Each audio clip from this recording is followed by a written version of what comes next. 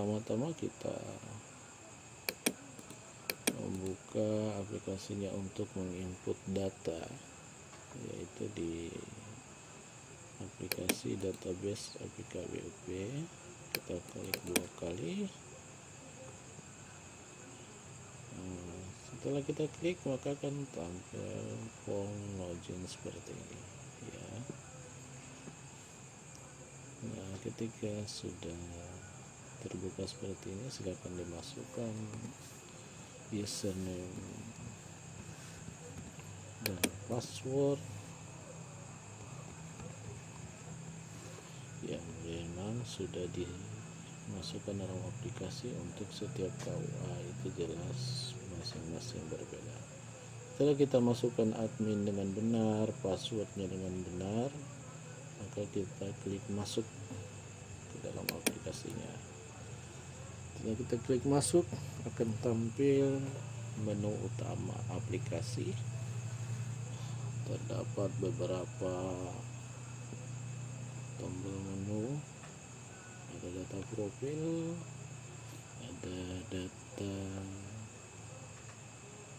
BOP awal tahun dan revisi, kemudian rencana anggaran biaya bulanan untuk tagihan bulanan ya, kemudian penerimaan dari bendahara keuangan Kemenak berapa, dan pengeluaran di KUA itu berapa. Begitu pun kita inputkan dulu jika ada perjalanan dinas, baik itu perjalanan dinas biasa maupun perjalanan dinas dalam kota. Kemudian ada input nominatif dan real. Biasanya perjalanan dinas itu berbarengan dengan data input yang nominatif dan real. Ini ada dua konsep, tapi database-nya cuma satu saja. Kemudian ada menu masuk ke file Excel-nya. Kemudian kalau tombol keluar ini keluar dari aplikasi. Jika masih ingin menggunakan, jangan ditindis dulu ya. Walaupun tidak menekan tombol keluar ini kalau masih ingin menggunakan aplikasinya, cukup kita klik masuk ke Excel-nya. Oke, kita lihat apa saja dan bagaimana bentuk dari masing-masing tombol ini. Yang pertama data profil, kita klik maka akan tampil form isian input data profil. Nah, di sini database-nya pun sudah akan tampil. Kemudian kita inputkan apa semua kebutuhan yang ada di sini. Setelah kita input, kita simpan data. Kemudian setelah kita simpan data, jika kita ingin melanjutkan ke data isian yang lain, maka tindis tombol keluar, akan kembali lagi ke menu utama. Demikian juga dengan BOP awal tahun, kita klik, kemudian kita isi semua yang ada di sini. Jangan sampai ada kesalahan.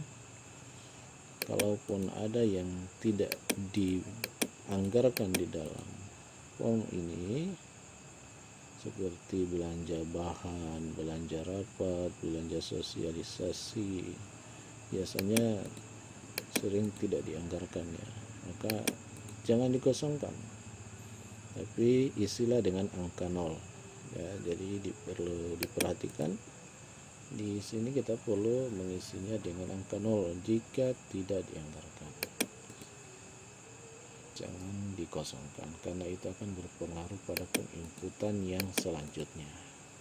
Setelah untuk BOP awal tahun sudah kita input, kita simpan,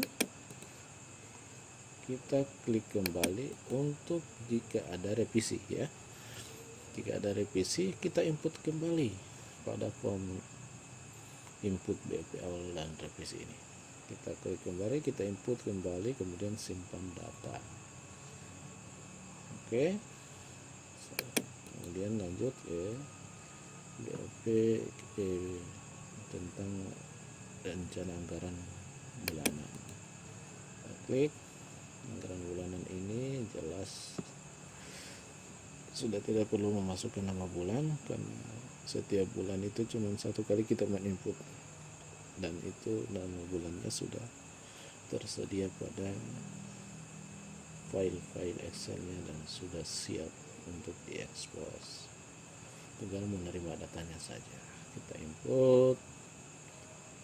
Setelah selesai kita input, sekali lagi saya ingatkan, jika ada yang tidak dianggarkan, jangan dikosongkan, tapi isilah dengan angka 0. Jadi itu yang perlu diperhatikan, baik itu pada rupiahnya ataupun pada bulannya. Kalau tidak dianggarkan ya 0 bulan, begitu. Selanjutnya kita lihat tombol menu penerimaan dan pengeluaran. Oke, di sini penerimaan dan pengeluaran, belanja pengeluaran. Perlu diperhatikan tanggal ini diisi, dan itu harus. Kemudian uraian itu apa yang akan kita uraikan, seperti misal di tanggal awal itu biasanya kalau memang sudah ada penerimaan dari Bendahara Keuangan BOP Kemenak, maka kita input di uraian itu terima dana dari Bendahara Keuangan BOP Kemenak. Kemudian jika dia penerimaan, maka di jumlah penerimaan yang tempat pengisinya. Jika penerimaan dari Kemenak, maka di sini kita input di jumlah penerimaan. Tapi jika kita lanjut dulu ya. Jika cuma sampai di penerimaan, maka nomor bukti kwitansi tidak perlu kita isi. Ini jumlah pengeluaran pun kita hanya isikan 0 saja. Ya, di sini cuma kita isikan 0. Jika di sini ada jumlah nilai yang kita tagih, misal di sini 5 juta rupiah, ini terima dana dari Bendahara BOP Kemenak, Bendahara Keuangan ya, Bendahara Keuangan Kemenak.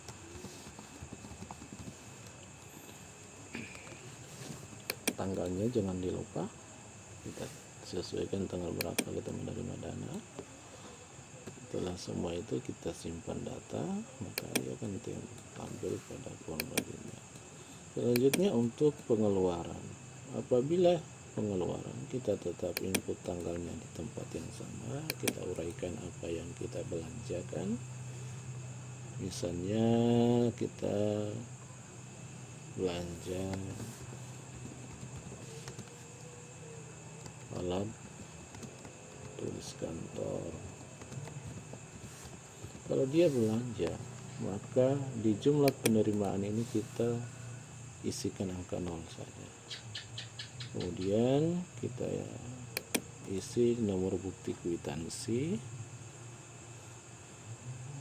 kemudian jumlah. Oke, selanjutnya kita masuk ke menu input data SPPD. Lalu kita ini kan perhatikan ya, nomor surat keluar. Surat keluar itu misalnya kita memberikan surat tugas ya. Surat tugas perlu kita input di nomor surat tugas ya, nomor surat keluar ya jelas surat tugas. Kemudian yang diberi tugas itu siapa, kita input sesuai dengan data, dan saya rasa di sini semua perlu diisi. Ini tidak, ya mungkin untuk angka cuma berapa saja di sini. Kemudian kita di sini jika ada nama desa tujuan, kalau ini tempat tujuan di sini jika cuma satu tempat tujuan kita input di sini. Di sini nama desa tujuan, maksud dan tujuannya apa, rencana yang digunakan apa. Kemudian pengikutnya jika ada, Apabila tidak ada pengikut, maka kita kosongkan saja. Sekali lagi, ya, data-data yang tidak ada isinya kita isikan angka 0. Kemudian kita beranjak ke menu input nominatif dan real. Kita klik, muncul form data real dan nominatif. Nah, di sini nama, NIP, golongan, berangkat dari, tempat tujuan, tanggal berangkat, lamanya perjalanan, biaya penginapan jika nginap, kemudian jumlah transportnya berapa, rekening bendahara pengeluaran jika diperlukan untuk diisi, jika tidak perlu isikan angka 0 saja. Kemudian kita simpan data. Setelah itu ya sampai di situ, sepertinya selesai untuk tutorial ini, pengenalan awal aplikasi BOPKUA untuk ranah Bone Bolango satunya. Tapi apabila ada yang membutuhkan aplikasi ini dari kecamatan mana, kabupaten mana, jika merasa bahwa ini bisa digunakan, ya silakan komentar, ya komentar di kolom komentar. Demikian, taufiq wal hidayah. Wassalamualaikum warahmatullahi wabarakatuh.